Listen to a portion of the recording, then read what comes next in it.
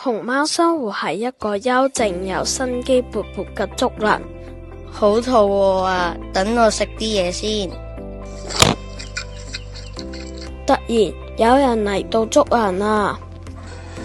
冇晒啲材料啊，等我去斬一啲新嘅竹返去先。